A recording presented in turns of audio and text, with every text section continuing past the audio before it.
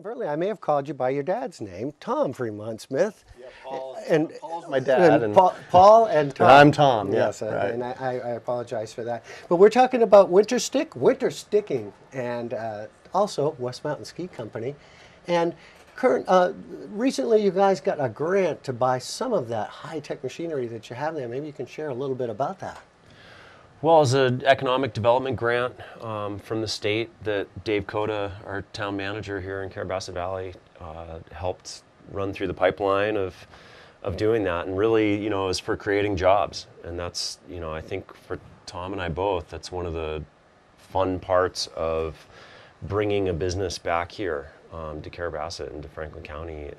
And then seeing, with our own employees, how they develop and blossom. For me, it's really neat. Like, I've been traveling so much this past year, and you come back and you just see the skill set getting refined and polished, and watching these young guys get more and more talented at their craft of building boards. And so, Dave, Tom can talk more to it, but Dave really helped, usher us through this process, and it allowed us to get state-of-the-art grinders and updated some of the facilities and create a new office space, and so it was huge. Yeah, I was sort of pushed by John and Lloyd, who are council members, to say, hey, these grants are out there. The bowling alley applied for one and got accepted, and so the idea is they'll help you pay for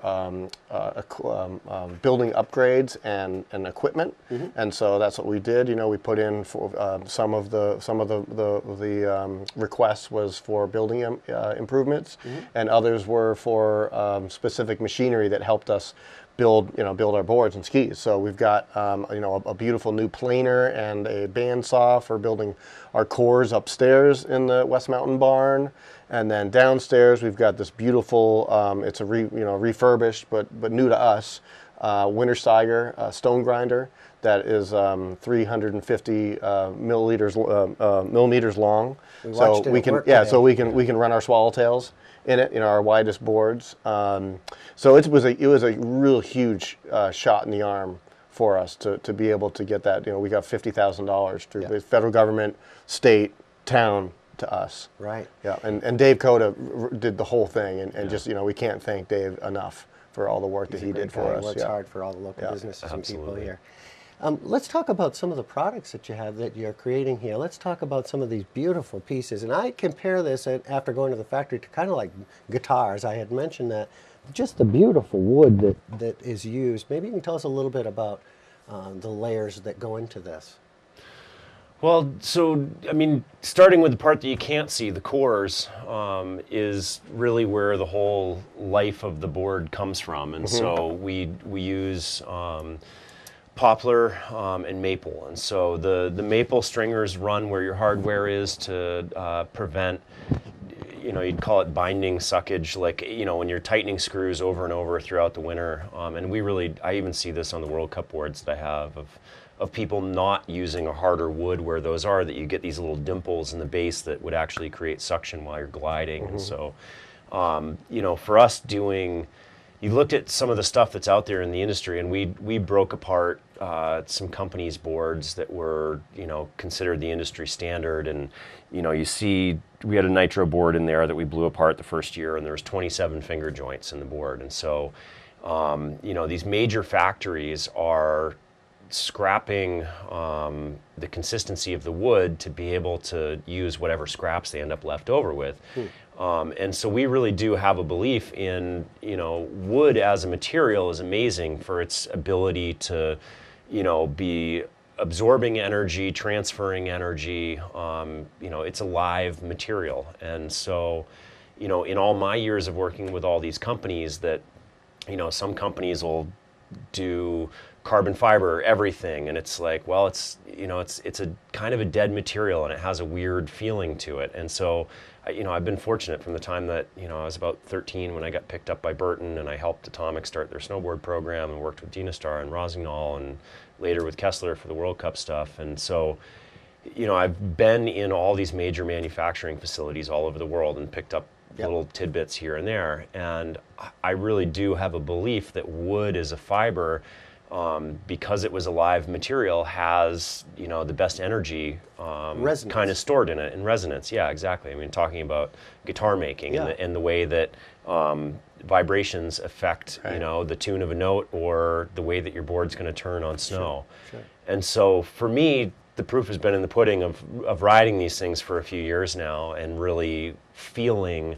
the difference, you know, having a wood sidewall that still stores energy in it versus a plastic sidewall that not only are we not polluting by putting a bunch of plastic dust out into the environment, but, you know, you hold a ash or a maple stringer piece that we would use for our sidewalls out, and it has life. It sticks out there. It has strength to it. Right. You hold a plastic sidewall, and the thing droops. There's nothing there. There's no rebound. There's nothing that's going to give you energy back while you're riding. And so, for us starting there and building all our own cores and making them out of the highest quality woods that we can get, you know, you've got a single piece running the entire tip to tail length through that, so that energy has a certain flow through the board. And all straight grained. I mean, we don't, as Seth referenced it, you know, like with the finger joints, you know, all of our cores, both ski and snowboard, are poplar and maple that are straight grain the entire way too. It's not just a straight piece of core, but the grain itself goes from tip to tail. And as Seth was saying, you know, the harmonics, you know, your tip. That harmonic is going to go through the entire, from tip to tail, for both the skis and the snowboards, and it's not going to be, you know, interrupted by your finger joints, like playing that game phone, you know, telephone. You know, that message is going to be really distorted by the time it gets to the tail of your ski when you've got finger joints in there. So we feel that that's by going backwards and really just back to good wood. We've actually moved forward. And actually, you can go and you can actually see that. I mean, when they're all together, we saw the whole process of each of the layers.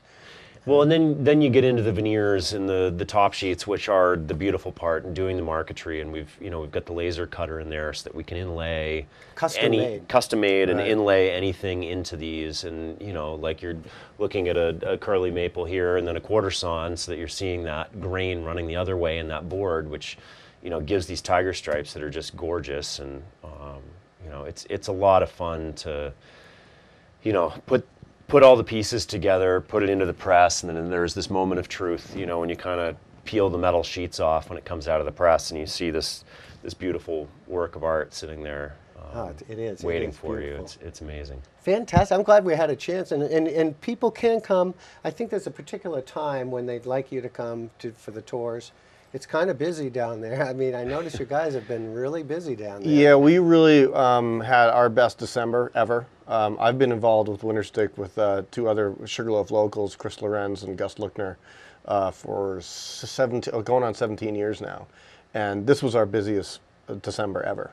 Some of it has to do with the skis. The skis have been very popular. People are excited about us building some skis under the West Mountain ski brand, but Winterstick itself has also had big numbers. We've opened a shop in Norway. We opened a shop in Spain, 2 in France.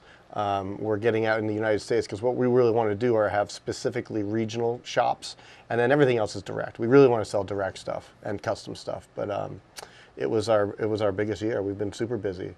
But as far as the tours goes, we've just finished the construction from the grant process. So we've been hoping that this weekend we'd really sort of be ready for bringing people in to do tours, but it's going to be a 10 to 3 on most weekends. And we've got a sign down at the bottom of the West Mountain Road when we hang that up, and it says, tours today at from 10 to 3. Come on up and it's a working shop. It's a working shop. In there working. Yeah. Well, diversified. And what we want to do is put people out on demo equipment too. I mean, you know, we have gear there. We want people to come out and try the gear. I mean, that's part of having. You know, we could have done manufacturing anywhere, and honestly, manufacturing at the end of 27 in Franklin County isn't the easiest place to do it. No. We've got longer waits for UPS and FedEx, and we're the end of the supply chain. But part of having it at the mountain was, you know, we wanted people to be able to come in and take a piece of product out and go try it. I mean, there's no better And get on the place chairlift. to get on the chairlift. We're the only snowboard and ski factory on the planet that has a chairlift coming out. Running out of it. So. Gotta love that. So Yeah, we do. Yeah, we got to get some drone footage of like floating, following Seth around through, and then jumping on a chairlift, and we'll release that to the world. What a great story, and a great company, and we encourage people. You might want to give it a little time to settle in down there because they're awfully busy. But gosh, it is a great tour, and it really gives you a lot of insight into these beautiful pieces. Thanks for being here. Absolutely, We really pleasure. appreciate it. Thank you.